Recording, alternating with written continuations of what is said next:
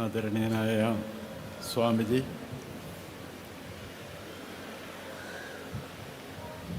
വേദിയിലും സദസ്സിലുമായി ഇന്ന് ഈ സമ്മേളനത്തിൽ പങ്കെടുക്കുന്ന സഹോദരന്മാരെ,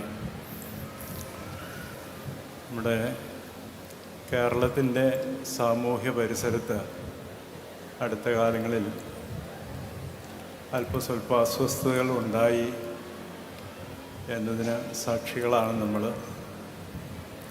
ഈ അസ്വസ്ഥതകൾ മാറ്റിയെടുക്കുന്നതിന് നമുക്കെല്ലാവർക്കും ഉത്തരവാദിത്വമുണ്ട് എന്ന് ഓർപ്പിക്കുന്നതിനാകണം ഈ സമ്മേളനം കൂടിയതെന്നാണ് എൻ്റെ ചിന്ത. മതങ്ങൾ യഥാർത്ഥത്തിൽ സമൂഹത്തിലെ വിവിധ ഘടകങ്ങളെ ഒന്നിപ്പിക്കുന്ന, വിമോചിപ്പിക്കുന്ന ഉത്തരവാദിത്തമുള്ളവരാണ്.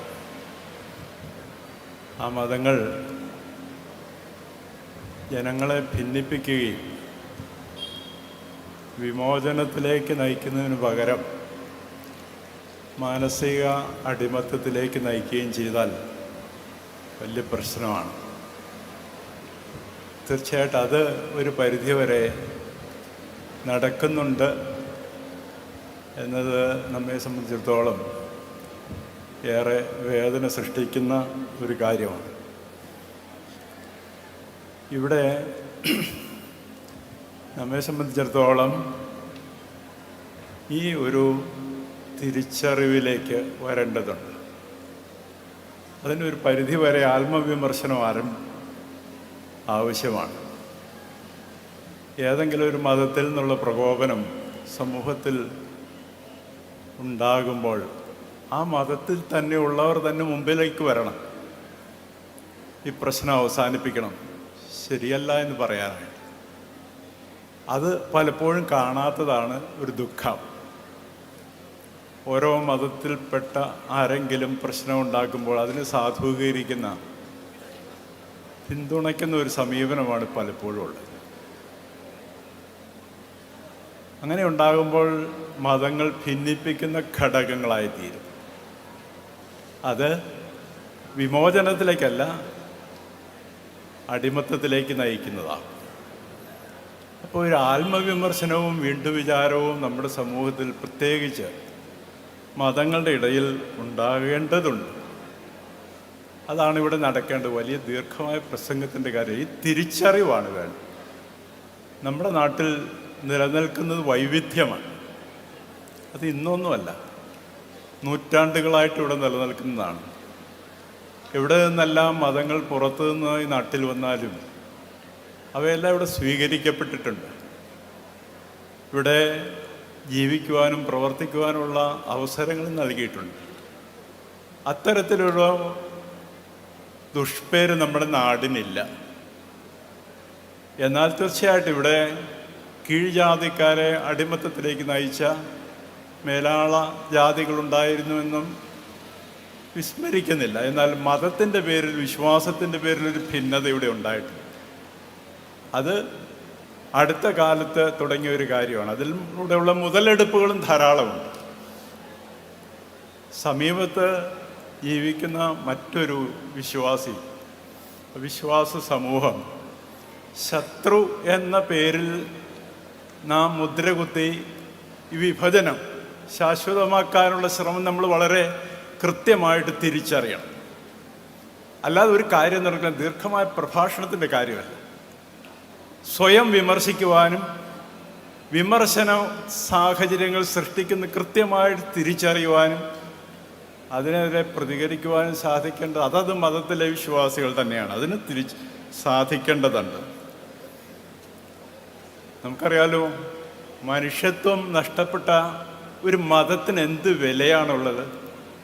എല്ലാവരും പറയുന്നത് ദൈവത്തെ പറ്റിയും വലിയ വിശ്വാസത്തെ പറ്റിയാണ്.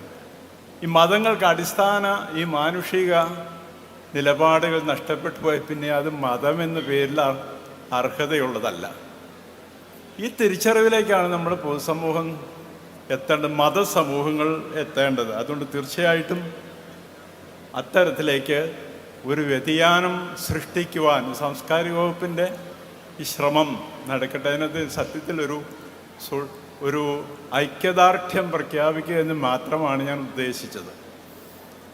ഒരു കാര്യം അവിടെ പറഞ്ഞ് അവസാനിപ്പിക്കുകയാണ്. എങ്ങനെയായിരിക്കണം മതവിശ്വാസികൾ തമ്മിലുള്ള ബന്ധമെന്ന് ക്രിസ്തു ഒരു ഉപമയിൽ പറയുന്നു. ഒരു മനുഷ്യൻ യെരൂശലേമിൽ നിന്ന് എറീഹോ എന്ന സ്ഥലത്തേക്ക് പോവുകയാണ്. പോണ വഴി മറ്റൊരു മതത്തിൽപ്പെട്ട, അതായത് ഒരു യഹൂദൻ റോഡരികിൽ അക്രമികളാൽ മർദ്ദിതനായി കിടക്കുകയാണ്. ഈ വരുന്നയാൾ വേറൊരു മതസ്ഥനാണ്, ശമര്യക്കാരനാണ്. അപ്പോൾ അദ്ദേഹത്തിന് അങ്ങ് കടന്നു പോകാം, വഴി മാറി അങ്ങ് പോകാം. അതിന് മുമ്പ് 1-2 പേര് പോയതുമാണ്. ഈ മനുഷ്യൻ അവിടെ ഇറങ്ങി അദ്ദേഹത്തെ ശുശ്രൂഷിക്കുവാനും അവിടെ നിന്ന് കൊണ്ടുപോകുവാനും ശ്രമിക്കുകയാണ്. ഇതിൽ ഇത്ര വലിയ കാര്യമുണ്ടോ എന്ന് നമ്മൾ ചിന്തിക്കുന്നുണ്ട്. അതായത് ശമര്യനും യഹൂദനും തമ്മിലുള്ള ബന്ധം വൈരാഗ്യ ബന്ധമാണ്. ഒരാൾ അടിക്കപ്പെട്ട് കിടക്കുമ്പോൾ അവന് സന്തോഷിക്കേണ്ടത ഒരു വ്യക്തി അവനെ രക്ഷിക്കുവാനായിട്ട് ശ്രമിക്കുന്നു എന്നതാണ്. അതൊരു വെറും രക്ഷയുടെ മാത്രം കാര്യമല്ല. കാരണം അവിടെ അക്രമികൾ ചുറ്റുപാടുമുള്ളൊരു സാഹചര്യത്തിൽ വ്യവസായ ഉൽപ്പന്നങ്ങളുമായിട്ടുള്ള യാത്രയാണ്. തീർച്ചയായിട്ടും അയാൾ അവിടെ ആക്രമിക്കപ്പെടുമെന്നുള്ളത് ഉറപ്പാണ്.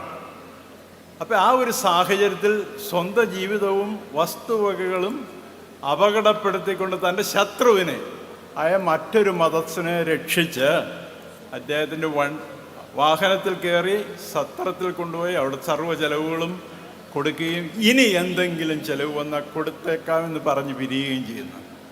ഇതാണ് വ്യത്യസ്ത മതങ്ങൾ, പ്രത്യേകിച്ച് പലപ്പോഴും ശത്രുതയിൽ കഴിയുന്ന മതങ്ങൾ തമ്മിൽ, വിശ്വാസികൾ തമ്മിലെങ്കിലും ഉണ്ടാകേണ്ട ഒരു സമീപനം എന്ന് പറഞ്ഞാൽ, നേതാക്കന്മാർ നന്നാക്കാൻ നമുക്ക് വലിയ പ്രയാസമാണ്.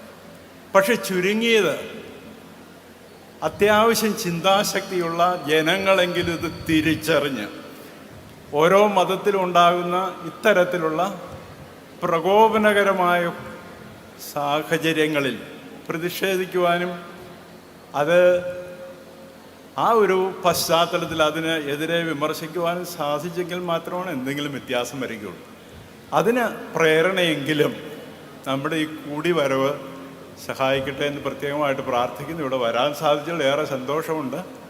ഏതാണെങ്കിലും ഇങ്ങനെ ഒരു സംരംഭം കേരള സാംസ്കാരിക വകുപ്പ് സർക്കാരിൻ്റെ ഏറ്റെടുത്ത് നടത്തുന്നതിൽ അങ്ങേയറ്റം അഭിനന്ദനാർഹവുമാണ്.